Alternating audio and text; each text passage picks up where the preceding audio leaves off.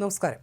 8 തവണ എം ആയ കൊടിക്കുന്നിൽ സുരേഷിനെ തഴഞ്ഞ് 18 ലോക്സഭയുടെ പ്രോടൈം സ്പീക്കറായി ഒഡീഷയിൽ നിന്നുള്ള ബി.ജെ.പി. എം പി ഭർതൃഹരി മഹ്താബിനെ തെരഞ്ഞെടുത്തതിൽ പ്രതിഷേധം ഉയരുന്നതിനിടെ വിശദീകരണവുമായി കേന്ദ്ര സർക്കാർ.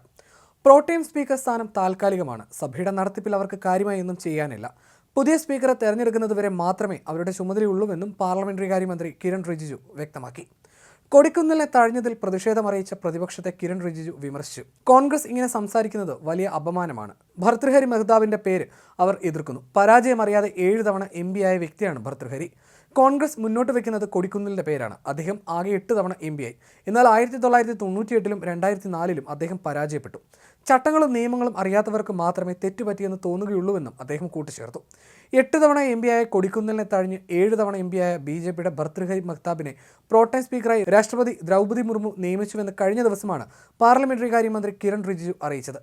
6 തവണ ബി.ജെ.ഡി ടിക്കറ്റിൽ കട്ടകിൽ ജയിച്ച ഭർതൃഹരി ഇത്തവണ ബി.ജെ.പി. സ്ഥാനാർത്ഥിയായിട്ടാണ് ലോക്സഭയിലെത്തിയത്. കൊടിക്കുന്നിലിനെ തഴഞ്ഞതിൽ പ്രഖ്യാപനത്തിന് പിന്നാലെ തന്നെ കോൺഗ്രസ് രംഗത്തെത്തിയിരുന്നു. പാർലമെന്ററി മാനദണ്ഡങ്ങൾ തകർക്കാനുള്ള ശ്രമങ്ങളുടെ ഭാഗമായിട്ടാണ് നടപടിയെന്നായിരുന്നു കോൺഗ്രസ് വിമർശനം.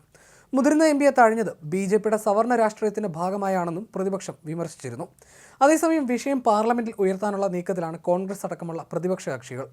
ജൂൺ 26-നാണ് ലോക്സഭയിൽ സ്പീക്കർ തെരഞ്ഞെടുപ്പ് നടക്കുന്നത്. ഇനി നിയന്ത്രിക്കേണ്ടത് പ്രോടൈം സ്പീക്കറാണ്. 8 തവണ എം ആയ കേരളത്തിൽ നിന്നുള്ള കോൺഗ്രസ് എം പി കൊടിക്കുന്നിൽ സുരേഷിനെ ഒഴിവാക്കിയാണ് രാഷ്ട്രപതി ദ്രൗപദി മുർമുവിന്റെ തീരുമാനം. കൊടിക്കുന്നിൽ സുരേഷാണ് നിലവിൽ ലോക്സഭയിലെ മുതിർന്ന അംഗം. ഭർതൃഹരിയെ പ്രോടൈം സ്പീക്കറാക്കിയതിനെതിരെ കോൺഗ്രസ് നേതാവ് ജയറാം രമേശ് രംഗത്തെത്തി. കീഴ്വഴക്കം ലംഘിക്കപ്പെട്ടുവെന്ന് അദ്ദേഹം വിമർശിച്ചു. ദളിത് വിഭാഗത്തിൽ നിന്നുള്ള കൊടിക്കുന്നിൽ സുരേഷിനെ ഒഴിവാക്കിയത് ചർച്ചയാക്കാനാണ് കോൺഗ്രസ് തീരുമാനം. കൊടിക്കുന്നിൽ സുരേഷ്, ടി.ആർ. ബാലു തുടങ്ങിയവരെ പ്രോടൈം സ്പീക്കറെ സഹായിക്കാനുള്ള പാനലിൽ ഉൾപ്പെടുത്തുകയാണ് ചെയ്തത്. കൊടിക്കുന്നിൽ സുരേഷിനെ ഒഴിവാക്കിയത് എന്തിനെന്ന് സർക്കാർ വിശദീകരിക്കണമെന്ന് കെ.സി. വേണുഗോപാലും ആവശ്യപ്പെട്ടു. കേന്ദ്ര സർക്കാരിനെതിരെ നീറ്റിലെയും നെറ്റിലെയും പ്രശ്നങ്ങൾ പ്രതിപക്ഷം ആയുധമാക്കും. പ്രവേശന പരീക്ഷാ ക്രമക്കേടുകൾക്കൊപ്പം പ്രോടൈം സ്പീക്കറിലെ കീഴ്വഴക്ക ലംഘനവും ചർച്ചയാകും. ഒഡീഷയിലെ ആദ്യ മുഖ്യമന്ത്രി ഹരേകൃഷ്ണ മഹ്താബിന്റെ മകനാണ് ഭർതൃഹരി മഹ്താബ്. ബി.ജെ.ഡിയിൽ നിന്ന് ബി.ജെ.പിയിലെത്തിയ നേതാവാണ് ഭർതൃഹരി മഹ്താബ്. ഇത് 7-ാം തവണയാണ് അദ്ദേഹം എം പി ആകുന്നത്. ബീഹാറിലെ കട്ടകിൽ നിന്നാണ് ഇക്കുറി ലോക്സഭയിലെത്തിയത്. സാധാരണഗതിയിൽ പുതിയ എം പിമാർക്ക് സത്യവാചകം ചൊല്ലിക്കൊടുക്കുന്നത് സഭയിൽ ഏറ്റവും കൂടുതൽ കാലാവധി തികച്ചവരാണ്. എന്തുകൊണ്ടാണ് ഇതുപോലും ബി.ജെ.പി. അട്ടിമറിക്കുന്നതെന്ന ചോദ്യം കോൺഗ്രസ് സജീവമാക്കും. 18-ാം ലോക്സഭയിലെ ഏറ്റവും മുതിർന്ന എം പിമാർ കൊടിക്കുന്നിലും ബി.ജെ.പിയുടെ വീരേന്ദ്രകുമാറുമാണ്.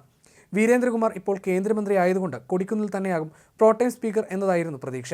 എന്നാൽ 7 തവണ എം ആയ ഭർതൃഹരിയെയാണ് പകരം പ്രോടൈം സ്പീക്കറായി തെരഞ്ഞെടുത്തിരിക്കുന്നത്. കൊടിക്കുന്നിൽ സുരേഷിന്റെ അയോഗ്യതയും സീനിയോറിറ്റിയും യോഗ്യതയും മറികടക്കാനുണ്ടായ കാരണമെന്തെന്നുള്ള ചോദ്യം ഉയർത്താനാണ് കോൺഗ്രസ് തീരുമാനം. 1989-ലെ തിരഞ്ഞെടുപ്പിലാണ് കൊടിക്കുന്നിൽ സുരേഷ് ആദ്യമായി മത്സരിച്ചത്.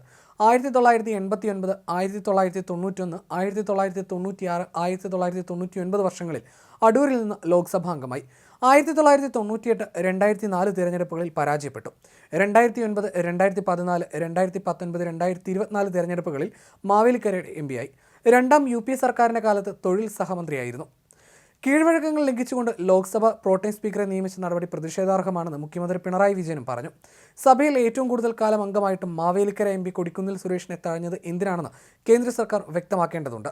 സംഘപരിവാർ പിന്തുടരുന്ന സവർണ രാഷ്ട്രീയമാണ് ഈ തീരുമാനത്തിന് പിന്നിലെന്ന് സംശയിക്കുന്നവർക്ക് എന്താണ് ബി.ജെ.പിയുടെ മറുപടി?